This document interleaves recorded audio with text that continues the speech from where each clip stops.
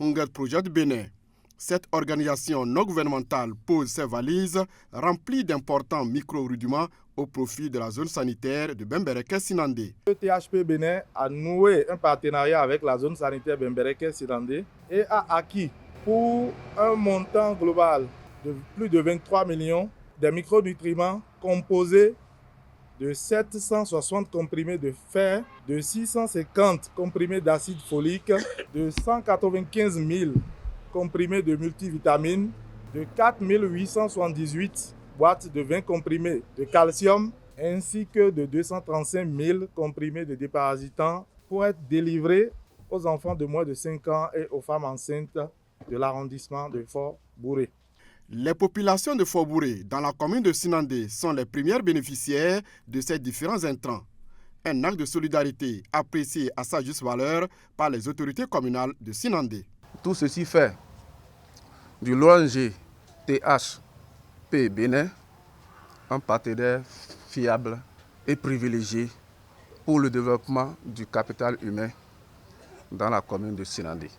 Je tiens donc, au nom du maire empêché, au nom des populations de Sinandé, à remercier TPH Bénin pour la lutte contre la malnutrition. Les micronutriments sont disponibles toujours dans le renforcement de ces enfants pour leur nutrition. Donc c'est autant d'actions que l'ONG mène à l'endroit de la zone sanitaire, mais plus particulièrement à l'arrondissement de Fort-Bouré. Hunger Project Bénin, à travers son projet Alliance mondiale pour une nutrition durable, fait la promotion de l'accès aux micronutriments pour lutter contre les carences en vitamines.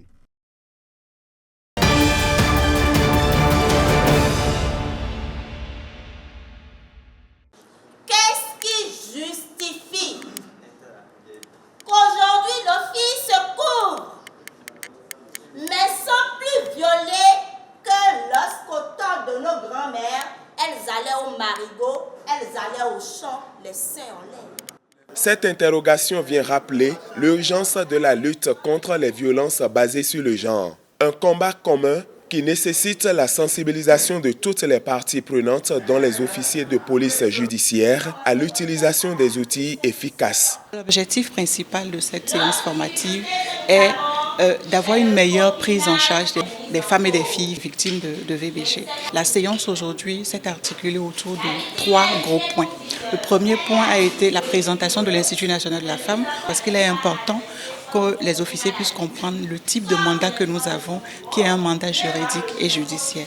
Ensuite, nous avons décortiqué les 3 lois qui sous-tendent l'action de l'INF. La loi sur la répression des infractions commises à raison du sexe des personnes en République du Bénin, la loi complétant et modifiant le Code des personnes et de la famille et la loi modifiant et complétant la loi sur la santé sexuelle et reproductive. Ensuite, 3e étape de notre échange, les pistes de collaboration que nous pouvons tisser. Environ 90 participants ont répondu à l'appel de l'INF. Dans les différents commissariats de la Donga, les choses se feront désormais autrement. Nous avons acquis du bagage professionnel. Nous sommes disposés à travailler la main dans la main avec l'INF parce que c'est pour le bien des populations que nous défendons. Je suis très heureuse pour cette formation. L'INF peut attendre beaucoup de choses de la police.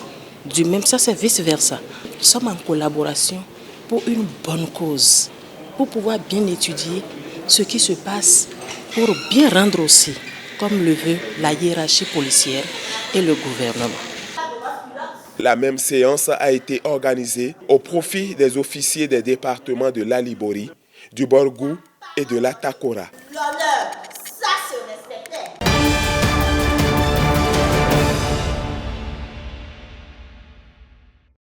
L'ADPME est venue renforcer les capacités des jeunes, affiner les compétences capables de les aider à mieux structurer leurs projets et mieux développer leurs entreprises. Nous avons commencé les formations depuis le début de l'année.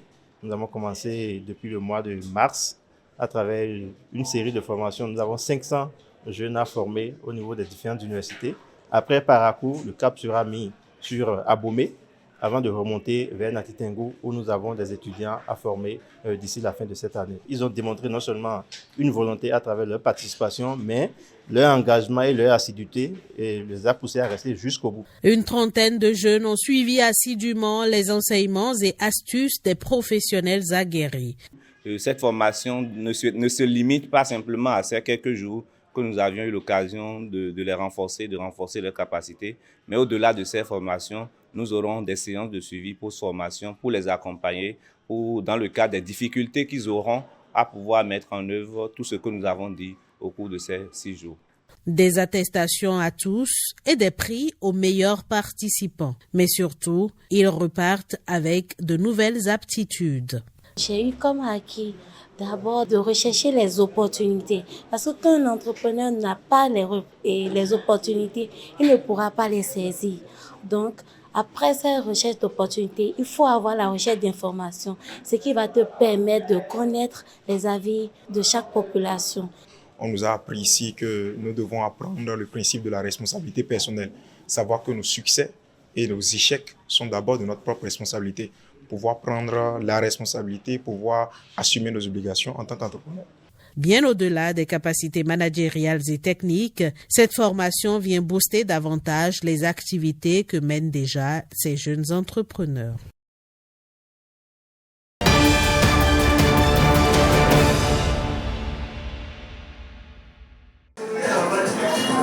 Depuis ses toutes premières émissions dans l'un des locaux de la Maison de la Ganie en 1999, la radio communautaire Souti Dera de Niki s'est enfin implantée sur le site actuel grâce à l'appui de la coopération suisse. 25 ans après, la radio Souti Dera fait ses premiers pas vers la Web TV et a besoin de soutien, d'où le Téléthon lancé.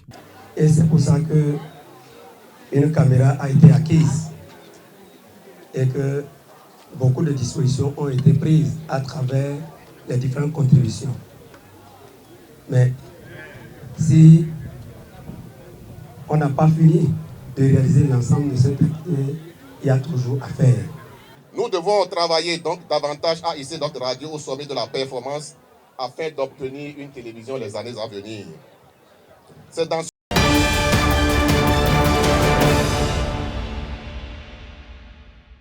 La Confédération générale des travailleurs du Bénin, CGTB, a mené une réflexion approfondie sur la représentativité syndicale au Bénin et en Afrique à travers ce forum international. La représentativité syndicale désigne les modalités de reconnaissance des organisations syndicales considérées comme légitimes à agir au nom des travailleurs ou des employeurs.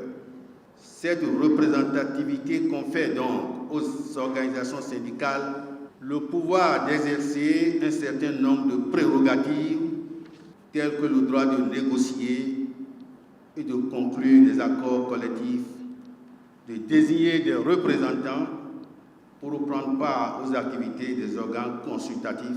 La CSA Bénin, la CGTB et l'UNSTB, en initiant cette rencontre internationale, visent d'une part à mener une réflexion prospective sur la représentativité syndicale dans une perspective d'un meilleur encadrement au plan international et d'autre part à collecter des outils pertinents de plaidoyer au plan national. La présente assise s'inscrit dans la dynamique des stratégies d'une représentativité légitime des syndicats dans le cadre de la défense des droits et intérêts des travailleurs. Comme vous le savez, partout dans le monde, les syndicats souffrent d'une crise plus ou moins sévère de représentation. Cette crise revêt 2 dimensions à notre avis, l'une externe et l'autre interne. La crise externe se réfère à l'effritement de votre base traditionnelle des membres. La deuxième crise, celle interne, se réfère au fossé grandissant entre les syndicats et leurs membres.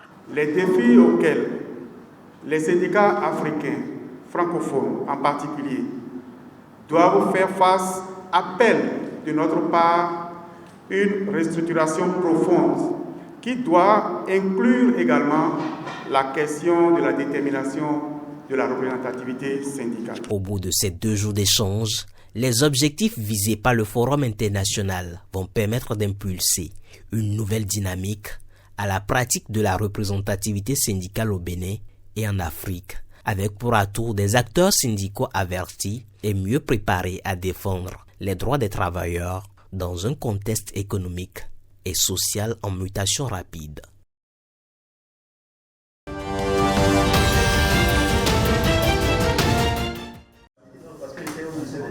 La planification budgétaire, la gestion de la trésorerie, le financement de la croissance des petites et moyennes entreprises, entre autres thématiques abordées au cours de cette formation. Une formation initiée par l'Agence de développement des petites et moyennes entreprises. Durant les 3 jours de formation, il y avait 5 pôles dans l'enseignement à donner à ces chefs d'entreprise. Il y a la gestion de la trésorerie, il y a la gestion budgétaire, il y a la gestion fiscale, il y a le financement de la croissance et l'analyse des indicateurs, c'est-à-dire comment apprécier sa performance. Ces 5 éléments ont été développés au cours des 3 jours. Je pense qu'avec ce que moi j'ai vu, c'est que ces personnes se sont montrées suffisamment intéressées. Ces dirigeants et chefs d'entreprise sont désormais outillés pour gérer au mieux les finances de leur entreprise. Nous avons parlé de comment planifier son budget, les entrées et les sorties, comment les contrôler, comment avoir un plan pour ces budgets et comment est-ce qu'il faut maintenir cette dépense pour ne pas être dans les pertes. In fine, ça devrait permettre à ces dirigeants de pouvoir améliorer et renforcer la performance non seulement financière mais globale de leur entreprise dans le cadre de leurs activités. L'un des pôles d'intervention de l'ADPME, c'est de développer, l'améliorer, la productivité et la compétitivité des entreprises pour leur permettre d'être beaucoup plus performantes et faciliter entre autres ici l'accès au marché et au financement. Mais ces formations entrent dans le cadre de la promotion de l'entrepreneuriat et de l'innovation. Des attestations de participation ont été délivrées aux participants, un document qui atteste de leurs compétences entrepreneuriales.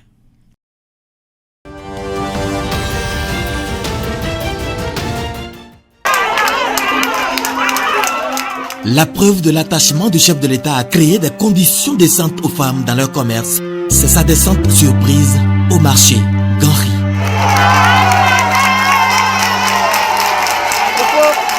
Ce que je sais, c'est que le chef d'État n'a pas du tout apprécié les conditions dans lesquelles sont les usagers du marché Ganri. En termes de fonctionnement, mais surtout en termes de salubrité, de conditions. Il a été fondamentalement choqué par ça. Et tel que je le connais, quelque chose va se passer certainement dans les semaines qui viennent.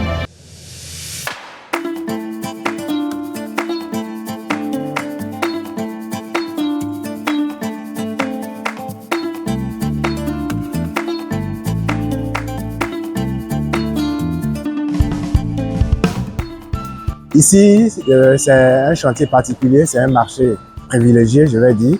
Nous avons un marché qui est un rez-de-chaussée plus un étage avec une couverture charpente. Vous allez voir la particularité de la charpente. Nous avons une partie centrale qui est comme un parapluie. Donc cette fois-ci, au lieu que ce soit en béton, c'est quand même en charpente métallique. C'est sa particularité par rapport aux autres marchés.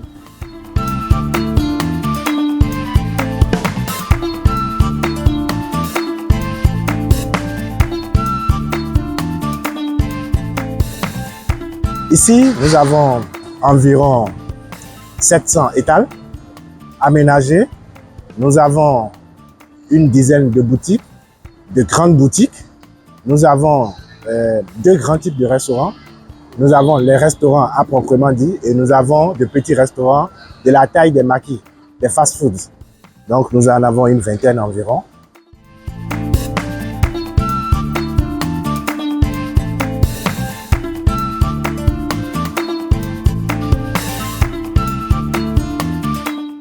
Des blodons médians, on donne les binadio. Parce que des gens mon client les n'a bien. Donc mina bon occasion ne bon ado benu togan donner coup d'azote.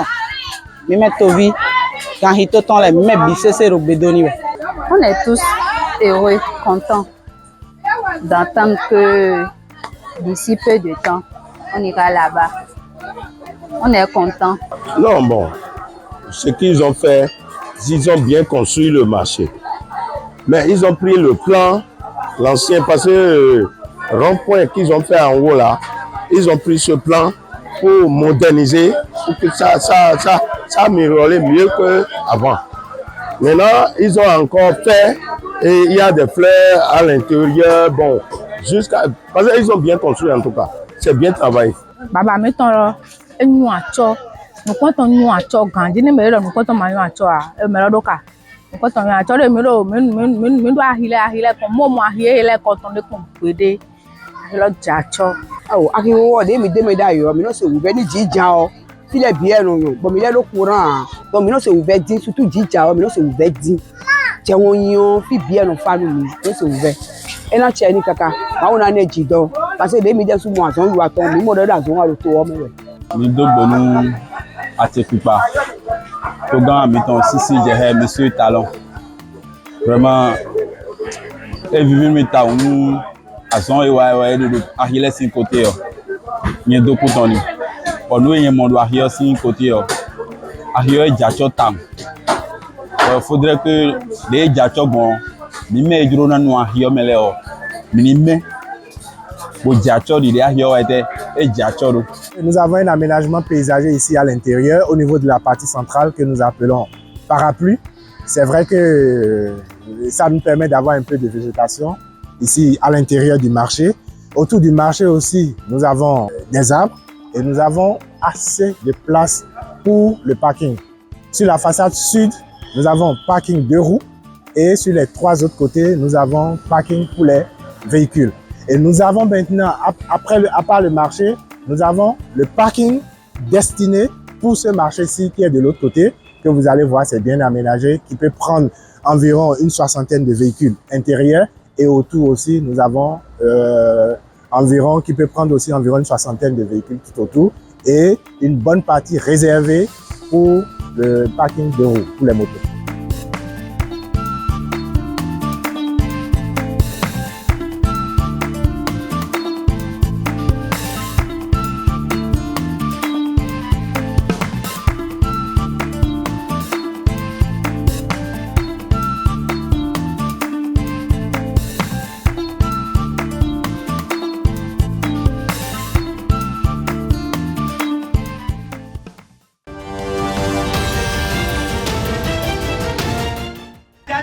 Pour cette phase départementale du concours de musique traditionnelle sur les thématiques du projet d'autonomisation des femmes et dividendes démographiques en Afrique subsaharienne, SWED, qui regroupe 5 communes dans le Mono, c'est la troupe Agbadja Tchigan d'Atiémé qui arrive en tête. Tous les candidats ont la moyenne et ils ont bien travaillé. Et c'est le Mono qui gagne. Deuxième, avec 16,70 de moyenne. Il nous vient de la commune mère, Lokosa, Aïzan, 7 points médaille. Premier, avec 16,75 de moyenne, il nous vient de la commune d'Atiémé, à Pachao, Kodjo. Le gagnant, à travers sa prestation, sensibilise les parents sur la nécessité d'envoyer leurs filles à l'école et surtout de les y maintenir. Je suis très heureux ce soir-là. Je dois remercier le projet SWED et le gouvernement du Patrice Talon de ce qu'il a fait pour les filles. J'ai dit aux parents d'inscrire leurs filles à l'école. Une fille bien éduquée est une lumière pour tout le pays. La phase finale du concours regroupera les premiers de chaque département. Le vainqueur bénéficiera de la production d'un album de musique. Ce n'est pas parce que c'est Atiémé qui est le premier que vous allez rester dehors. Vous devez travailler ensemble pour qu'ils puissent progresser, pour corriger les imperfections. De toutes les façons, nous sommes actuellement à une phase départementale et il y a une phase nationale après. SWED, c'est ce projet qui travaille avec les pays africains pour autonomiser les femmes et les filles et améliorer leur accès à des services de santé reproductive, maternelle et infantile de qualité.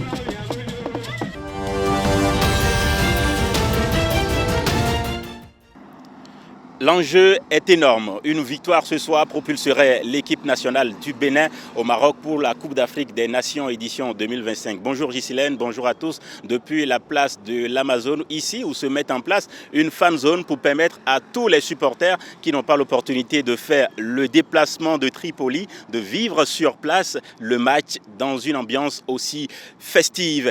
Le dispositif sera équipé d'un écran géant, d'une sonorisation professionnelle et des stands pour permettre des animations. Et en cas de victoire, vous imaginez ce qui pourrait se passer à Cotonou et dans tous les coins du pays. Ce sera forcément inoubliable.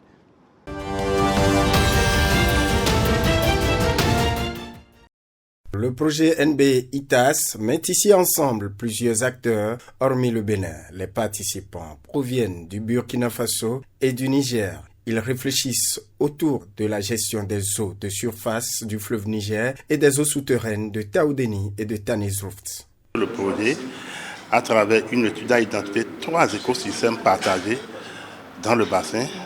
Le premier, c'est le parc W, qui est partagé entre le Bénin, le Burkina Faso et le Niger. Le plateau de Mont-Mandara, partagé entre le Cameroun et le Nigeria.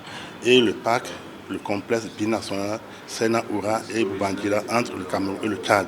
Nous sommes là pour mettre en place la plateforme régionale de gestion intégrée des ressources du parc W.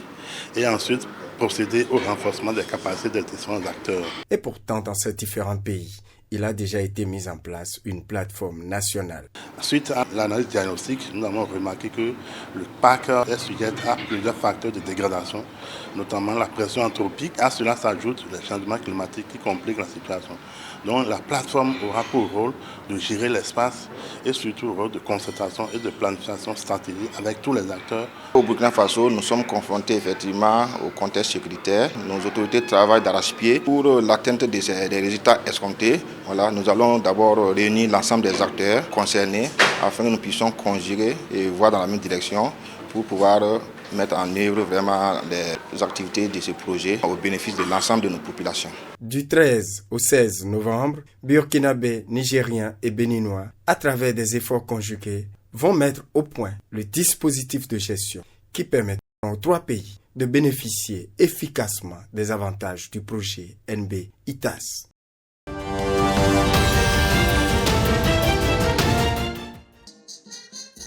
À cette rencontre qui se tient à la salle de conférence rénovée de la Révolution d'Abomey, les participants vont échanger sur des sujets relatifs au fonctionnement des départements et à l'avancement du processus de décentralisation et de déconcentration. Entre autres contraintes et défis de notre commune figure en pole position la question de la sécurité des personnes et des biens, surtout en cette période de fin d'année. La question des limites territoriales entre les communes avec ses implications sur la mobilisation des ressources communales et la structuralisation des investissements.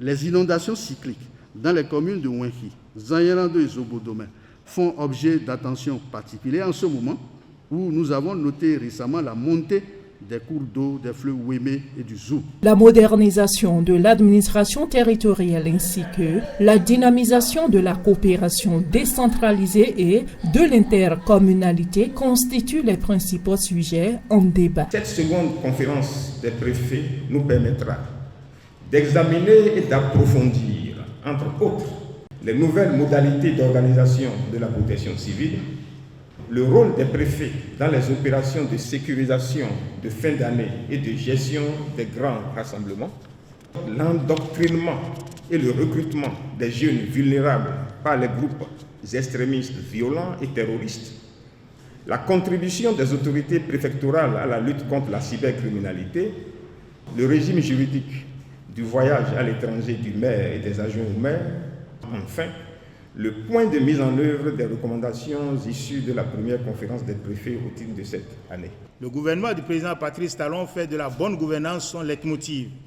Ainsi, dans le souci d'assurer un développement équitable de toutes les régions du pays, ABGF continue, à travers ses actions quotidiennes, d'impacter et de désenclaver progressivement les 36 communes frontalières de notre pays en développant en elles le sentiment d'appartenance à la nation. À cet effet, mes services compétents sont à pied d'œuvre en vue de définir les priorités pour la mise en place progressive des commissariats de police dans les arrondissements ne disposant pas encore d'unités de police. Prévue pour durer 48 heures, cette seconde conférence des préfets réunit des cadres techniques des ministères de la décentralisation et de l'intérieur, des directeurs et chefs des services déconcentrés de l'État d'Abomey.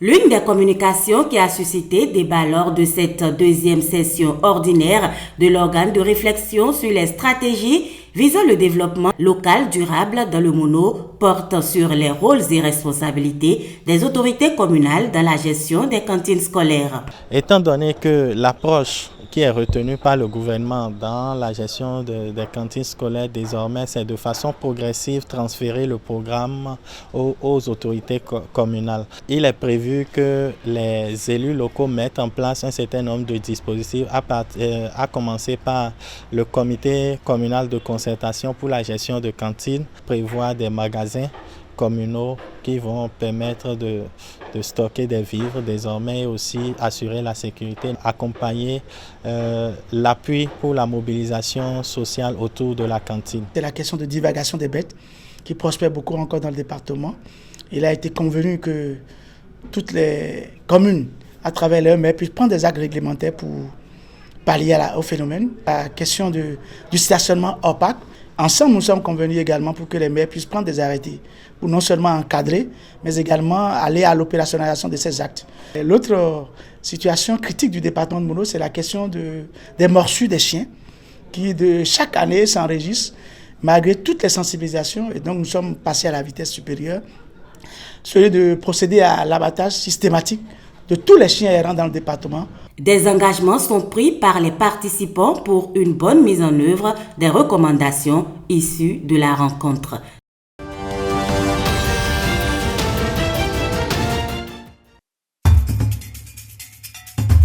Agripreneurs.